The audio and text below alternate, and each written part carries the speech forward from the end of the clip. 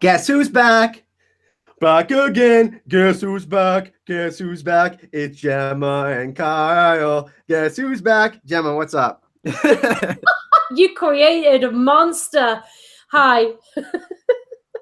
So we're really happy to be back, everyone. Today we got something really special that we're going to be covering, and we've talked about going back to some of the subjects that we've been covering on the podcast. We're in episode number 9, almost at the episode number 10. So we're getting pretty close to our 10th episode, but we thought that it would be very exciting to do part 2 in our Ragnarok and Westeros series. And we just got some amazing news that we will be doing this panel at Con of Thrones. So I'm joined by Gemma. Would you like to introduce yourself? Yeah, sure. Thanks for tuning in. Hi to everyone in the chat and everyone that's watching this later. There's a new feature on YouTube, so you will now be able to read this chat retrospectively if you really want to. I'm happy to be here as always and excited about what we're going to talk about today. Yeah, so we definitely have some exciting things to talk about with you today, and we have some exciting news. You're going to have to stay until the end of the video, though, to find out what we're going to talk about, but we're really happy and excited that all of you are going to be getting hype with us today. So in part 1 of Ragnarok and Westeros, we discussed the many similarities between Tyrion, the God of War, and Justice, and Jaime Lannister. We talked about Bran Stark and the Great Beast and Wolf Fenrir, and we talked about Fimbulvinter, which is the greatest comparison you can make to the Long Night, what's happening in the Song of Ice and Fire. But Gemma, you dropped some pretty interesting points in an Arya video this week, and I've been thinking more and more about the White Walkers and what's going on with that. So what we're going to do today is we're actually going to focus on Hel, who is the daughter of Loki. She's actually presides over Hel, which is her name. Surtr, the fire giant, which has a great comparison to Azor Ahai, and Niflheim, which is where the frost giants lie beyond the Bifrost Bridge. But first, let's start with a little background on Hel, Gemma. In Norse mythology, Hel is a being who presides over a realm of the same name, Hel. So that's where we actually get Hel on Earth. We talk about it in the Bible and all sorts of different religions across the world. Some say it's purgatory as well. And she receives a portion of the dead.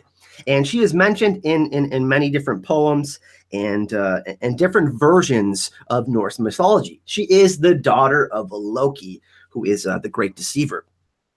Now, in the same source, she is described as half blue and half flesh-colored, and furthering on with her description, having a gloomy and downcast appearance. She basically had been appointed by the god Odin as a ruler of the realm of the same name, which is actually located in Niflheim. And there's some really, really interesting parallels, Gemma. She tries to revive the god Balder, and there's really, really so much that we can talk about with Hel. And I think we both agree on which characters fit this description the best. And I think the history of Hel, we can kind of compare it to Melisandre, who tried to revive Jon Snow. And we see her later on shed her skin and see a more older version of herself. And we also have someone who deals with the House of Black and White. We hear the opposite of colors described when Hel is obviously talked about. And that is Arya Stark. And you had a great video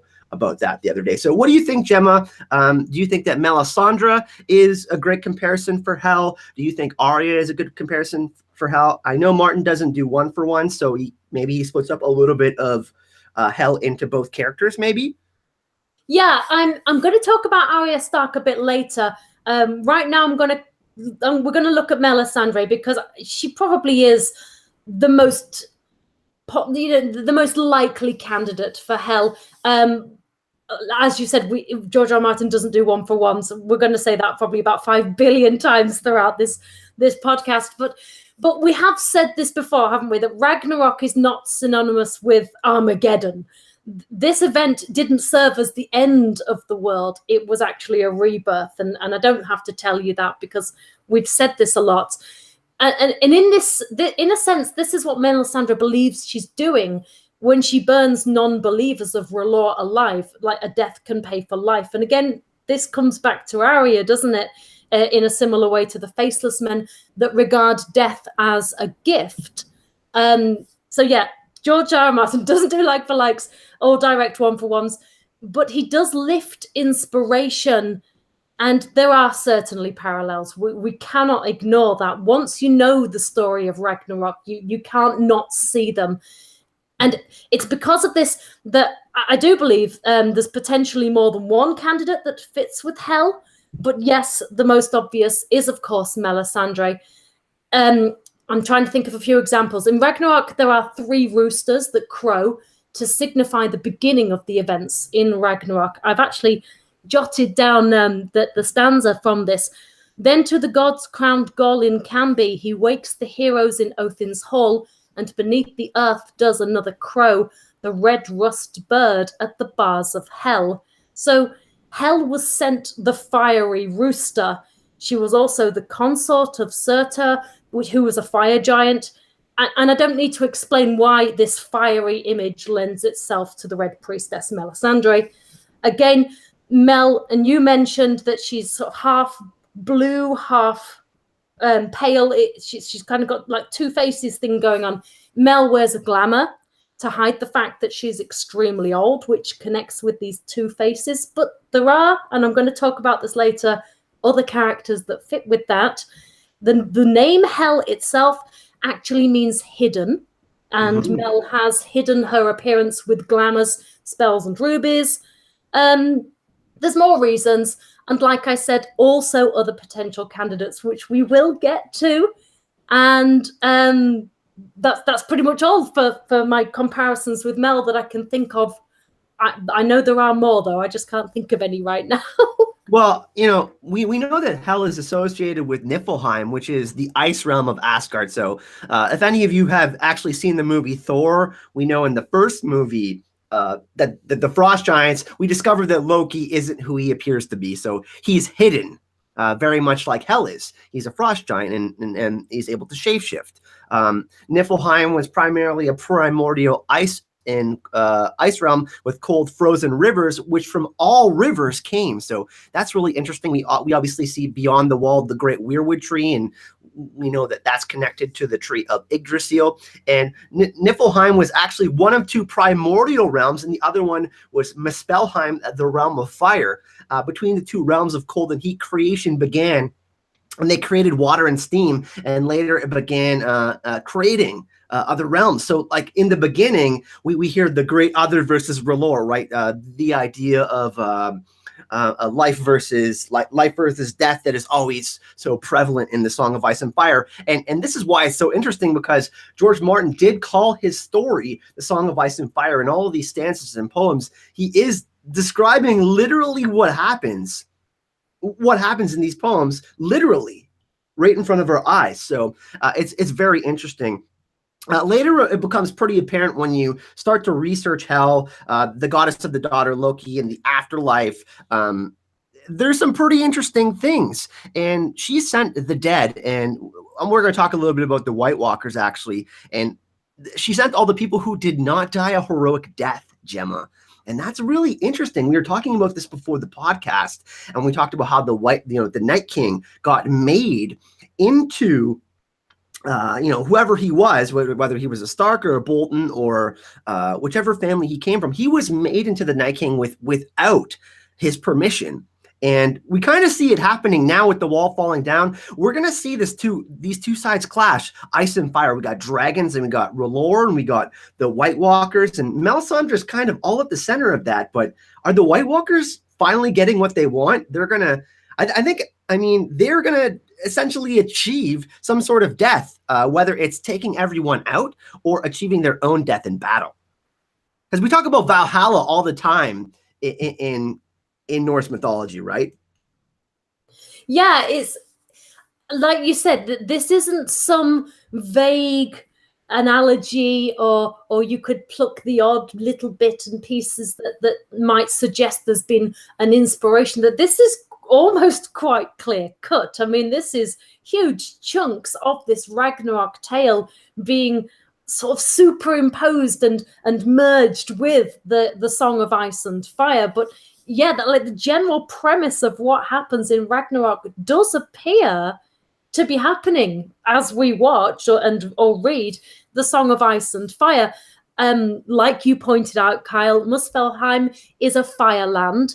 and the land to the north, Niflheim, is ice. And that is separated by a Bifrost bridge. I mean, does that sound familiar? The wall. In Game of Thrones, north of the wall and Westeros are separated by the wall. It's a like for like. And I know we keep saying there are no exact like for likes, but this one's pretty on the nail, to be honest. As far as the others go, and now I know you're going to do a video on this, so I don't really want to get into this in too much depth, because I don't want to kind of steal your thunder, because you need to watch Kyle's video on this that he's working on at the minute. We did have a chat before we went live, and Kyle has just got some amazing ideas and theories that he wants to put together for this. But the exact motivations of the others, I mean, let's face it, they're one of the biggest mysteries in the entire series, isn't it? Why are they coming? What do they want? And of one of the most speculated upon. I know I've speculated on it in videos. I know pretty much every Game of Thrones content creator on YouTube has has addressed this question: what do the others want? At some point, there is. This is another passage that I've pulled up again, and this relates to what you've just said. In the lands of Niflheim, there is located the eldest of the three wells, which is called Hervilgheimer, bubbling, boiling spring, protected by the huge dragon called Nidhugg. So if we overlay this onto the Song of Ice and Fire, it would appear that we're looking at an ice dragon, which is super fascinating. I mean, in the show, we're not really sure what Viserion is right now. Is he like a white? Is he an undead dragon? Is he a white walker dragon? Is he an ice dragon? It hasn't been fully explained to us. Of course, none of this has happened in the books, and it might never happen in the books. Many people believe the Night King, or the Night King isn't even in the books, but many people believe the White Walkers won't end up with a dragon. But if we look at this Ragnarok, it would suggest that they might. Ragnarok was the forces of ice and fire uniting to attack the world of gods and men, because the world was plagued by civil war, rampant immorality, patricide, fratricide, and disease. That, again, sounds very much like Westeros right now, doesn't it? It does, right? It's so crazy. When all's said and done, in Ragnarok, only the children of the gods shall remain. And if this is equated to the forces of ice and fire, then does this mean only the children of ice and fire shall remain in the Game of Thrones? Or at least, is this the intention of the White Walkers? I think this opens up some really fascinating questions. What do you think? Yeah, I think so too. Through my research, I just found it so fascinating that, we see Niflheim almost reflected through the lands of Always Winter beyond the wall. Like, it's literally a 1-for-1 there. We talk about how Martin always doesn't do that within the story, but that's a dead ringer for me. And we got Asshai, obviously, described as the Fireland, which is, obviously east of Essos and near the Grey Waste, and all of that. And I think, it's really interesting because like you said, we don't know the true motivations of the others, but George is cooking up something special for us. I think we're in for a bigger twist than we think in the end when it comes to this part of the story. Speaking of George Sartiano, Big Jeezy is in the chat. It's old Jeezy, Gemma, remember, because he's old. Hey, George, we love you, man. By the way, everyone, George will be joining us on a couple of our panels at Con of Thrones. Everyone wants to show him some love in the chat. They're way ahead of you. No, let's do a few shout outs here. We got PJ in the chat. We got Travis Eisenhart. We got Tiziana, Katrin, Euro, Hannibal, Travis, Sherry. We got Herb in there, the prince that wasn't promised. And I know some of you have been saying, hey, these podcasts are super fun. Are we able to ask questions? We're actually, me and Gemma spoke, and we're going to cut down just a little bit on the podcast so we can get about a 15, 10-minute question session in at the end of everyone. But, for the sake of what you're listening to here, because this is basically a presentation for me and Gemma talking about a subject that we're super wanting to nerd out on, just so everyone knows how this podcast is structured. But hey, everyone in the chat, we're really happy to have you here today. Now, Gemma, obviously, we talked a little bit about the White Walkers. They've breached the wall now, and we've heard Melisandre many times talk about the prince that was promised, and Azor Ahai as well. So we don't know if that's the same person. Some people believe that they aren't, but it's also very interesting since Melisandre was at the wall and her power is more powerful there, and that's a very, very dead ringer for the Bifrost Bridge. We got to take a look at Surtr, and he is literally named the Black. So he's a fire giant, and we know that the Night's Watch, you take the Black literally at the Bifrost Bridge, which is the wall, and this fire giant is described as carrying a fiery bright sword. And for those of you who haven't seen Thor Ragnarok, I don't want to spoil it for you, but let's just say there's a fire giant and he does some pretty bad stuff.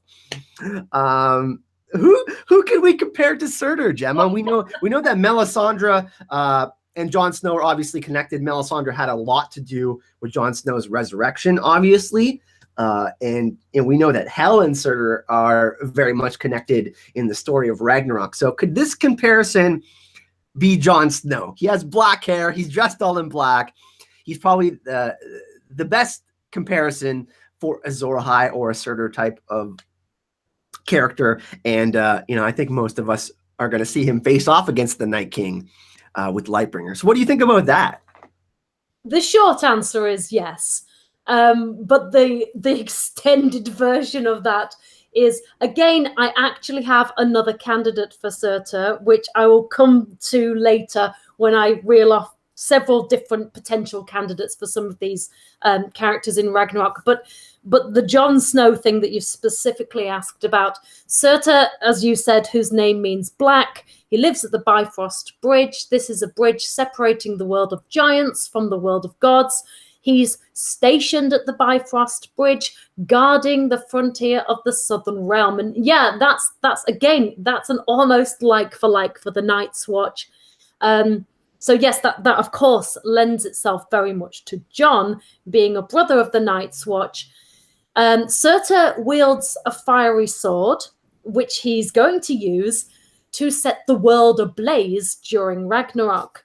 It's foretold that Surtr will break the Bifrost Bridge, which is really interesting, and lead the sons of Muspel into the realms of the gods to do battle. Okay, so the sons of Muspel, if we're going to try and overlay this, would be the others in that instance, leading them in. So yes, this has obvious and clear connections to Jon Snow being Azor Ahai and wielding a Lightbringer type weapon. But this is also, and this is far more interesting to me than any Azor Ahai and Lightbringer stuff. This suggests that somehow it will be Jon himself that will bring down the wall. And we do have textual hints towards all of this in the books. Jon was armored in black ice, but his blade burned red in his fist. And Jon's rage was such that he would have smashed it all in an instant and the world be damned. Now, I thought about this a lot. I love the idea of Jon bringing down the wall. It's crazy. That's what I'm saying. This Norse mythology stuff, Gemma, it blows my mind. I love the idea, but I just can't consolidate how he would have such a 360 in his... I mean, something major would have to... But, this isn't necessarily a literal translation, is it? I mean, unfortunately, the conclusion I came to after a lot of thinking about the nature of Jon's character, I mean, there are several possibilities of how this could happen, but I actually think that Jon probably won't destroy the wall on purpose, although his actions may contribute to it coming down in some indirect way. And although, you know, I always talk about the books, like 99% of the time I'm book talk, but that did kind of happen in the show, didn't it? If he hadn't have gone off on that ridiculous white hunt that I really struggled to talk about, and then got himself in that stupid situation, which what did you think was going to happen? But see, I'm getting triggered already because I'm talking about it. But then Dany wouldn't have had to have come to the rescue. The Night King wouldn't have got Viserion, and Viserion wouldn't have brought down the wall. So indirectly, it was Jon's actions that did that in the show. And maybe that's the show's interpretation of Jon indirectly bringing down the wall. I can't consolidate Jon doing it purposely, though. Yeah? Yeah, no, and you know, George makes a great point in the chat. I have always thought that George R. R. Martin flipped the trope and that he made the elves of Muspelheim into the White Walkers, turning fire into cold. So like we talked about, George doesn't always do one for ones, right? He's trying to confuse us. So essentially, like, if we translate the story of Ragnarok, then R'hllor and the White Walkers would essentially be on the same side. You know, it's kind of confusing, right? The way it's interpreted in the show, because George is flipping a bunch of things that happen, right? So I can't see Jon taking down the wall either. I mean, he's basically the realms of men's greatest hope in stopping that from happening. But indirectly, we know the representation of these characters that we find with Surtr and Hel, the giants that are fighting against the gods. It's so interesting. It's like,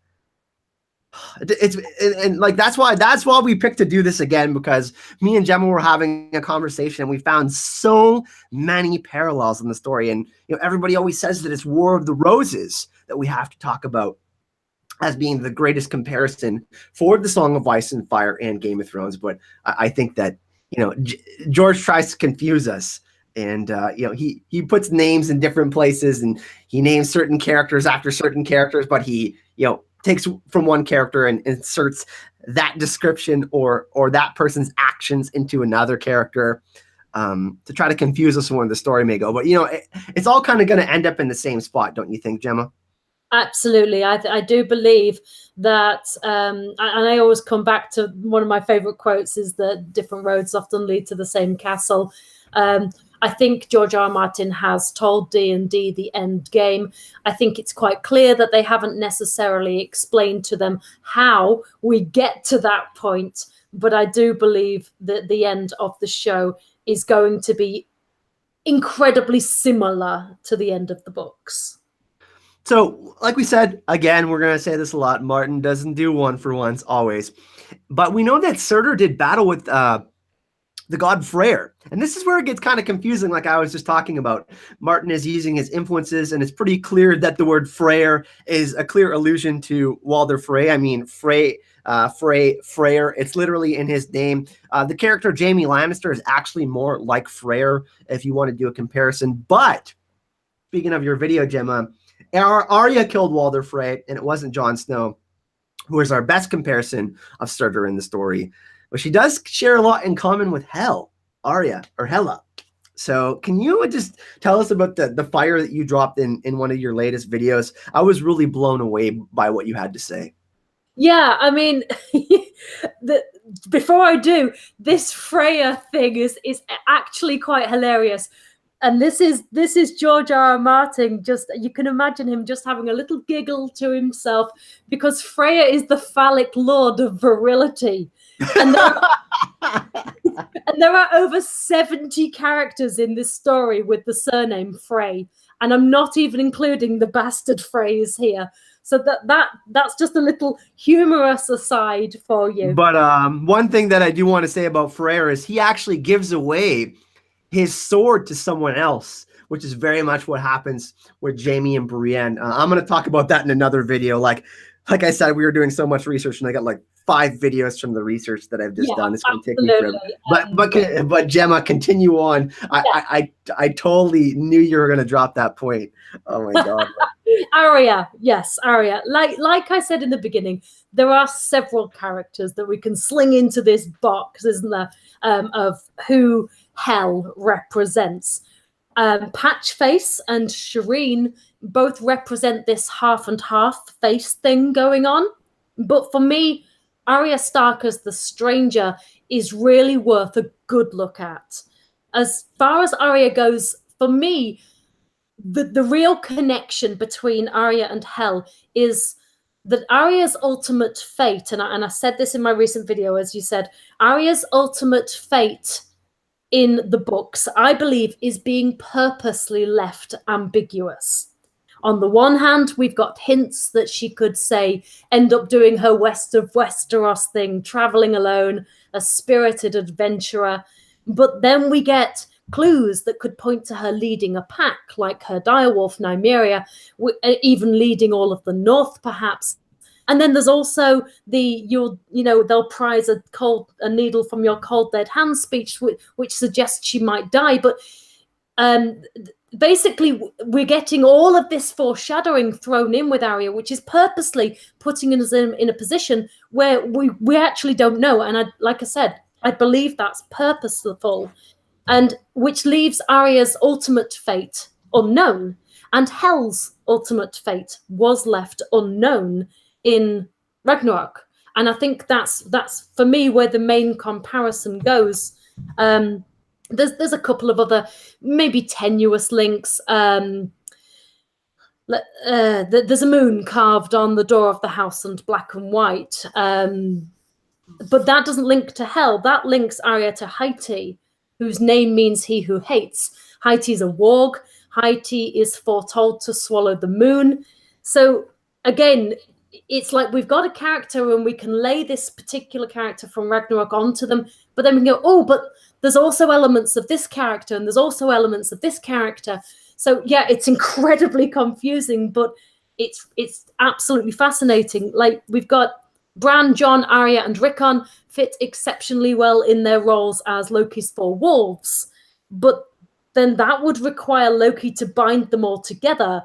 And considering the only person, I mean, because we're assuming that Loki is Bloodraven, and this is why, because Bran actually, and we talked about this in the last Ragnarok, didn't we? Bran has this contact with Bloodraven. At the minute, pretty much in the books, at least, the only person Bran is speaking to really is Bloodraven at this point. So if we're assuming that Bran is Fenrir, then by default, Bloodraven must be Loki.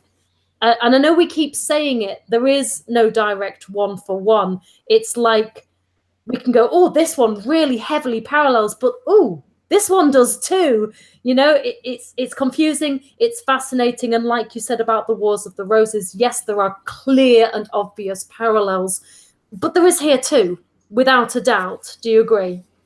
Yeah, I mean, it's interesting that you mention Hattie as well. It's a wolf demon, and we got Fenrir, who is like a wolf demon in Bran. So Arya and Bran, who are the full blood Starks, are really representation of these like crazy beasts. And we know the direwolf is the sigil of their house, and winter is coming, which literally means that the long night is coming. It's so brilliant. The interesting thing about Hadi too is we use these words, and it actually means bride, which is pretty interesting. And she's connected to Skull, which is masculine, and that's the noun which is used for the word priest. So she's interacting with the priests of the god of death. Essentially, she's like the bride of the god of death, or maybe the physical representation of the stranger, one of the gods of the seven.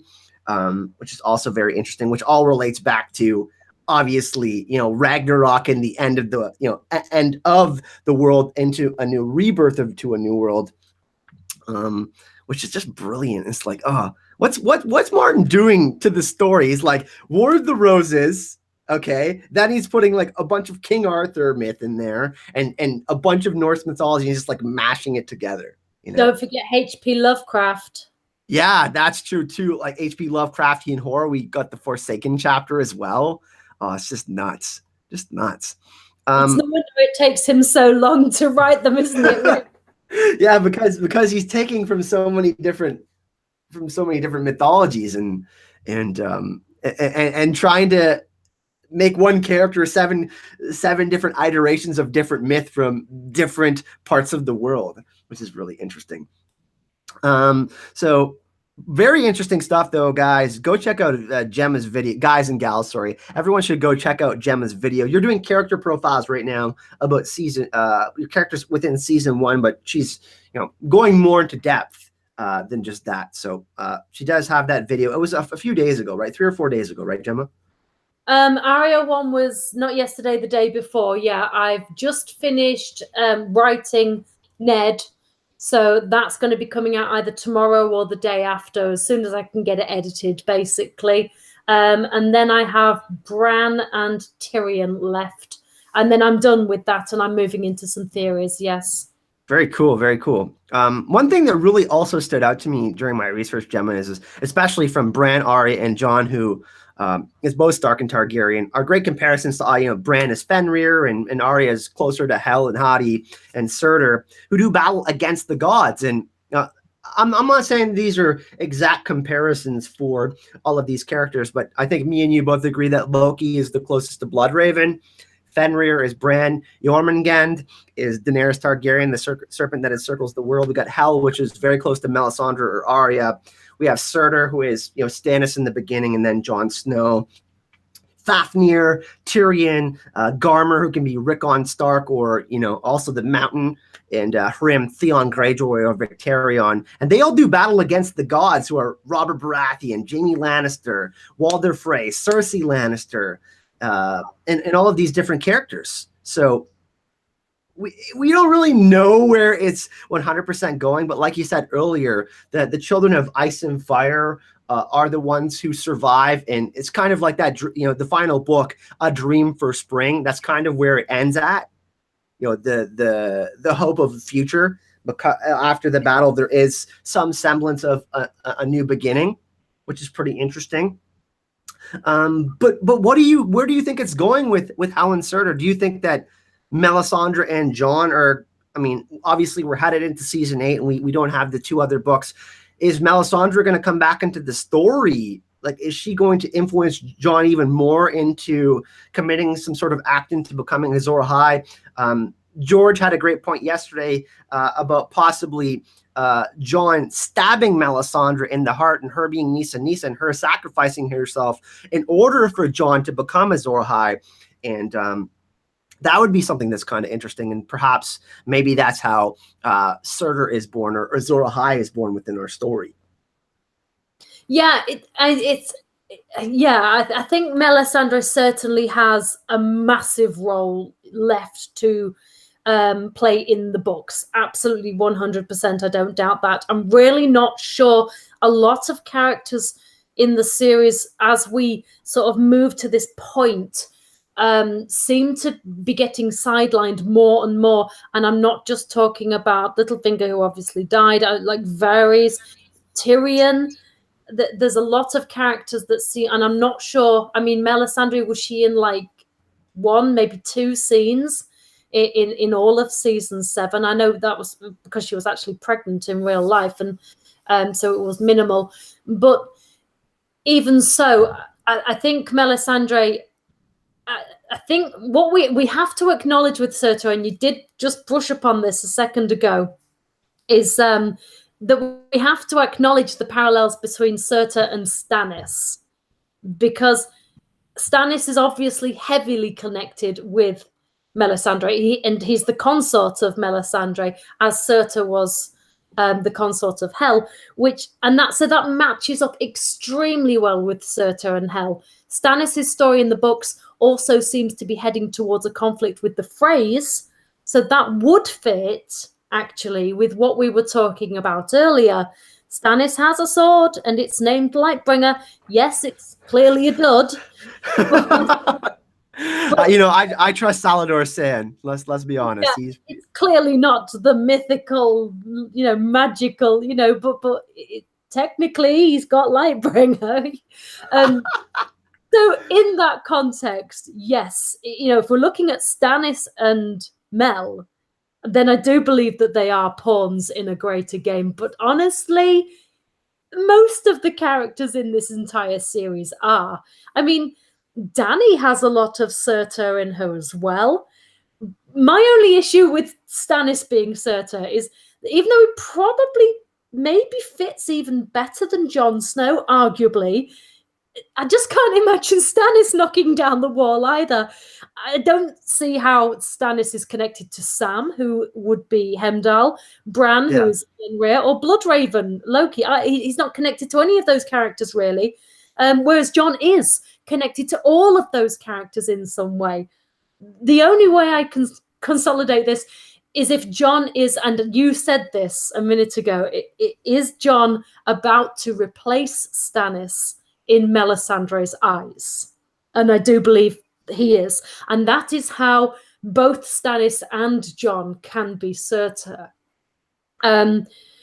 Jen Granger has just popped up in the chat there. She said Stannis is a tool, and I don't mean that derogatively. I mean that all that she's using. But like you said, a pawn. Yes, he is very much being used as a pawn.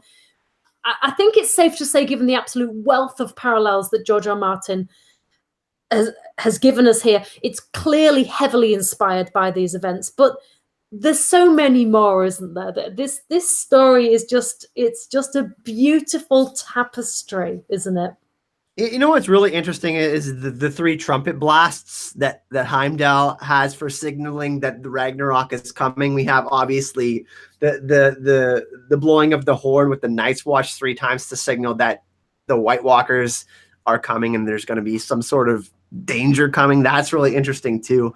If you go back and watch season 5, that's kind of the tipping point where I started to really get into Norse mythology because of all of the things that were happening. Obviously, we have Jaime, who's starting to slowly turn into a different person as he gets more and more away from Cersei. Obviously, we know he goes back and forth with Cersei, but all of these different things, Jon getting assassinated, Samwell going on his journey, and all of these different things. If you go back and watch season 5 and you read the story of Ragnarok, there's so many parallels in season 5 when you watch it and you're like, wow, the story of Sam's story, if we look at Samwell Tarly in the context of Ragnarok, he's going to be so important, isn't he?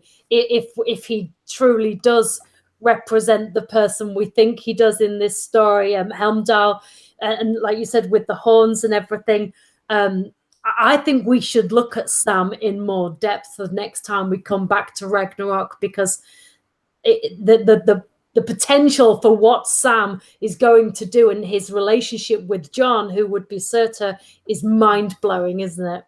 So I'm just going to read a passage that I took from some history and lore from Wikipedia, and it really blew my mind. I just want everyone to listen for a second and kind of let it marinate, because it really blew my mind when I read this. It says, it's really quite fascinating when you start to take a deeper look at where the heart of the story is, and it's with the trickster god Loki. Although he's occasionally depicted favorably, he's generally a devious character in Norse mythology who works against the gods. He is a shapeshifter and is able to take form of birds, fish, insects, and even the mist. In addition to this, he is the embodiment of fire, sometimes harmful, sometimes helpful, and is the father of wargs, which in Old Norse means monstrous wolf. So this is in reference to Fenrir, who we think is Bran. So Bloodraven and Bran right there. Due to his part in murdering Balder, who is kind of a split between Joffrey and Jon Snow. Like we said, there's not always one for ones. Odin and Frigg's favorite son Loki was banished from Asgard and bound in a cave as punishment, where he is to remain until he breaks free at Ragnarok. So we know that the three-eyed raven actually got killed by the Night King, but he was bound there. And in the books especially, there's more history on Bloodraven. We don't know where he went for a super long time, but he was banished because of his actions in King's Landing and whatnot. Like, people thought he was a sorcerer and all this stuff, right? Also of interest, the mother of his 3 monstrous children, Angerboda, is a giantess who lives in an ironwood, which is crazy, where she raises Fenrir. So that's really, so we have the opposition of the weirwood trees was the ironwood tree, where Shade of the Evening comes from. The blue-black leaves, which is made, and Euron drinks, and they get prophetic dreams and stuff. So it's really interesting. Like I said, more and more now that I look at it, me and Gemma, we think Bran is going to end up on the bad side of things somehow, whether he's tricked into helping the White Walkers or he's obviously very different now in the TV show. We don't have the book, so he's acting very differently, but we do know that he's going to be part of that end game. And somehow, I don't know, I feel like we might see Blood Raven or the Three-Eyed Raven again in the story. Yeah, I mean, like you said, he's died in the show, but in the show it wasn't made clear. Like all this backstory that you were talking about in the show, it really wasn't made clear that he was a Targaryen bastard at all, and any of his history. He was just some weird dude sat in a tree cave thing. I've spoken to a lot of show-only watchers, and they had no idea that Blood Raven is actually a Targaryen bastard. That it really wasn't explored very well, was it? But I think the next time we do Ragnarok, we need to look at Bran. But we've already looked at Bran, but in the context of more of Blood Raven as Loki and Yggdrasil. Yeah. Yeah. Yes. The weirwood trees, because Yggdrasil sits at the center of all the 9 realms, right? And all of the realms are connected to the tree of life. Essentially, that's what Yggdrasil means. But obviously, George is trying to show us more that, and even what I just read, he's connected with the fire god, who is both good and bad, and we both see good and bad in everyone. And George is trying to show really it's the conflict with the human heart, right? Like even during this battle, some of these heroes, they do really bad things in Ragnarok. It's like pretty eye-opening. So I think it's a massacre, isn't it? One guy's killing one guy, and then another guy comes to avenge the guy that just got killed, and then he kills that guy, and then another guy kills that guy, and it's just carnage. It's just a mess. It sounds like Game of Thrones, doesn't it? Let's face it. Yeah, we're definitely gonna do part 3 before Con of Thrones, and then we're gonna call part 4 at Con of Thrones, because it is me and Gemma literally have a live Citadel of Hype podcast at Con of Thrones, so we're really excited to talk about this subject. As far as I know in programming, I think we're the only one that's talking about Norse mythology, as far as I know, Gemma. So that's going to be really exciting. And I'm hoping that we have a good turnout at our panel for this. But that's going to pretty much do it for today for that portion. I did speak earlier, and I told everyone you guys had been asking, for these presentation parts of it, that, you would like to ask some questions specifically geared to what we just talked about. So Gemma, do you kind of want to get into that? Sorry, guys, my phone is going off. I got to turn this off.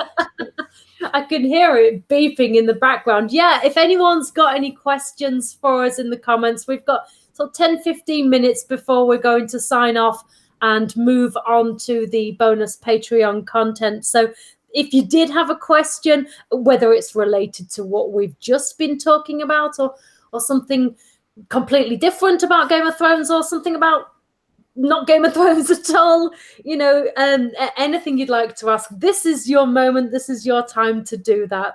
So I'm just going to have a look at who's in the chat. We actually got a donation though, Gemma, from Jen Granger. We did. Thank you so much. I love you both, and thank you for allowing me to listen every night. Can't wait for Unraveling Book 2. Oh, Gemma, she's excited for your Unraveling. Hype, hype, hype, and heart emoji. So thank you so much, Jen. We also had a donation from Helen earlier, and she told me not to sing anymore.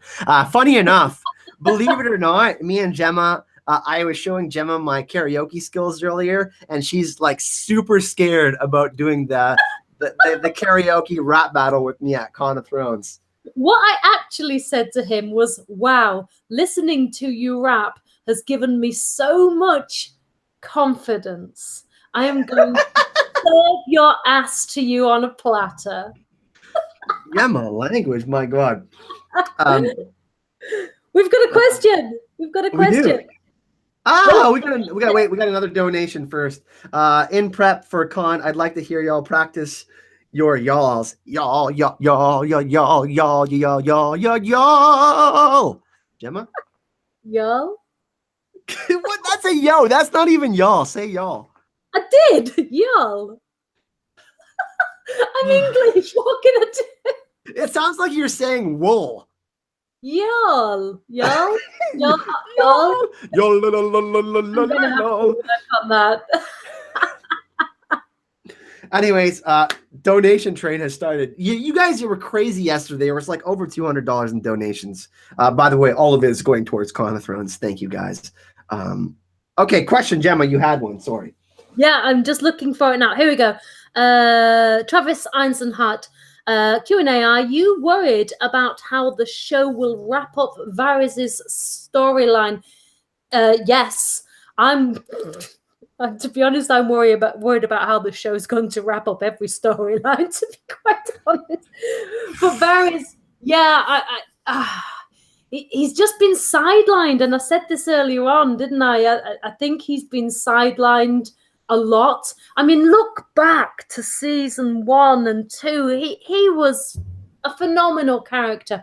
His soliloquies and well, not soliloquies, because he was usually smack talking with Littlefinger, wasn't he? But that sort of that political and that game playing, he was a player in the Game of Thrones, and I think he's just been reduced to a shadow of his former self, and I really do think that's quite a shame, specifically about Varys. Yeah. PG of Ice and Fire says, English accents don't work, Gemma, with yells. I can't even do it. Just can't do it. Oh my God, guys. Oh my God. How do I even deal with Gemma? Like, how do I even? You know what I mean? It's going to be a fun-filled week. Oh my God. I have to spend like 6 days with Gemma, guys. It's gonna be, yeah. Who would Varys be in Norse mythology? It's kind of hard to give him a real comparison because he's kind of like a little bit like Loki too. He's got that deceiving factor in him. Like I said, Loki is kind of spread out over multiple characters, like 5 different characters, right? We need to look into that, don't we? We'll come back with that one.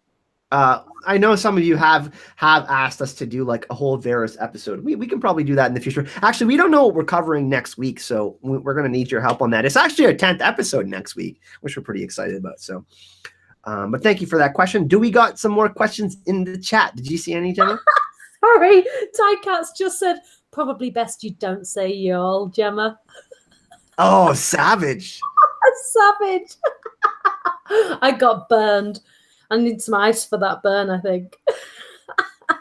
Lady Lotus said, I wish to go to Con of Thrones to meet you guys. Well, I have some good news for you guys. I spoke to the people who are putting on Con of Thrones, and we got the okay to film our panels, which is going to be great. So I'm able to put that up on the channel. So we're going to film all. I got 4 panels and showed us Gemma. Actually, Gemma has 5 panels and I have 4 panels. We're both going to be on an Azor Ahai panel, which we don't know who will be the guests.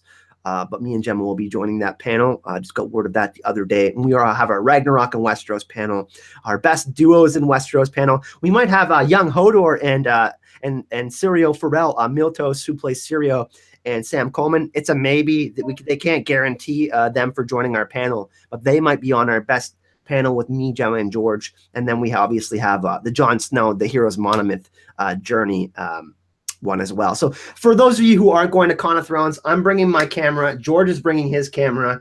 I got my new camera phone. Anybody that isn't going, you better believe that we're going to be filming a ton. I'm going to be taking as much footage as possible for you guys while we're down there. And we're going to do our best to make it feel as though you were there, even if you can't be. We're going to do everything in our power to make that feel like that for you guys. And I told you if you stayed until the end of the podcast, I had some good news for you. Sam Coleman is going to be hanging out with us, and we're going to do, it's called Pints and Predictions. And he's going to sit down and have a pint with me, Gemma, and George, and we're going to hang out. We're going to film it like we're chilling out at the bar, and he's going to give us some predictions about season 8 for Game of Thrones with us. Now that's hype, right? Right, Gemma? Absolutely. Nobody else is getting that. I can tell you that that's exclusive, everyone. And he's super cool guy too. He's very, very intelligent. We got another donation. Looking forward to the karaoke thing. Yeah, I think that Gemma's going to back out of it before we get to Con of Thrones. Is somebody a bit scared? You know, I heard a nervous giggle.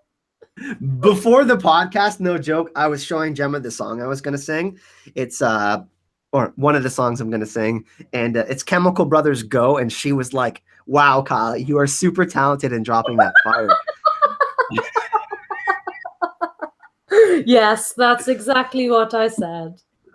Anyways, we got a question from Herb here, Gemma. We got a question from Herb here. Oh, we got Merit of Abydos. Yeah, thank you so much for that donation. Herb says, do you guys think Euron represents Surtr? He wears black as well, and he wants dragons which are fire related. He's a closer relation to Hrym, but Hrym more represents Victarion in the books because he's a Marine, and we know in the show Hrym would be Theon Greyjoy. I don't know. He's more of an HP Lovecraft. Like, there's not really a huge comparison for Euron. He's more of a HP Lovecraftian horror kind of love letter to HP Lovecraft, I think. Yeah, most of the Greyjoys seem to be lifted straight from the Call of Cthulhu and a lot of the HP Lovecraftian world. Like you said, it's a bit of fangirling from George R.R. Martin towards HP Lovecraft, isn't it? The whole Kraken, the we do not sow, what is dead may never die. It's all very Lovecraftian, and Euron and Victarion in particular are incredibly Lovecraftian. Again, that's another podcast. We could talk for an hour about that alone, couldn't we? Oh, Pablo, check this out. Citadel of Hype Bowl. Whoa, that's hilarious, man. Pablo, Confirmed. Pablo, you can't see the wall of hype right now, but I'm putting you on the wall of hype for that suggestion, man. You're awesome. By the way, for those of you who do love to support the podcast, shameless plug right now. I did put the links to mine and Gemma's Patreons in the description of this video. Those of you who do join Patreon do get that extra half an hour segment we do after every podcast. So it helps support us and our channels, and we're able to give back a little bit more to you guys. And we also put the GoFundMe, so we definitely need some support for that. I know a bunch of you have made donations. I'm halfway to my GoFundMe. Gemma, you're a little bit closer than I am, I guess, right? I'm about 2/3. Awesome. So you guys, your support has been amazing. We did want to make sure that we thanked you before we got off the podcast, but we will take a couple more questions. But if you guys do want to support the podcast, links to all of our social media, you guys want to say hello to us, or you guys are going to Con of Thrones or whatever, check out the description of the video, Twitter, Facebook, all of that. It's all down there. I've got a question from Jaren Sutton. Do you think that the sky is actually blue because they live in the Eye of Macumba?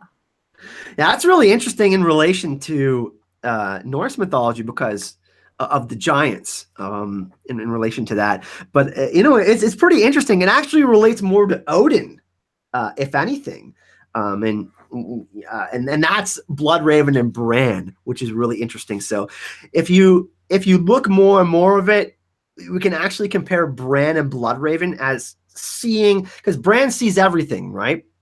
And if we're seeing the whole story through the eye of the blue-eyed giant Macumber, that can actually maybe relate that Bran might become a White Walker in the end of the story, which is kind of crazy. What do you think about it, Gemma? Yeah, why not? That's just, oh my God, is that? Yeah, well, I love that. I've never heard Gemma say a yeah, why not answer. Just like I call her Gabbysaurus Rex because she likes to gab. Rude. Last question. Yes. Well, Herb says, which character best represents Odin and Thor? We can just talk about that a little bit, but Thor for sure is Robert Baratheon. It's not even close. Absolutely. Easy. Odin, on the other hand, is not so clear-cut, is it?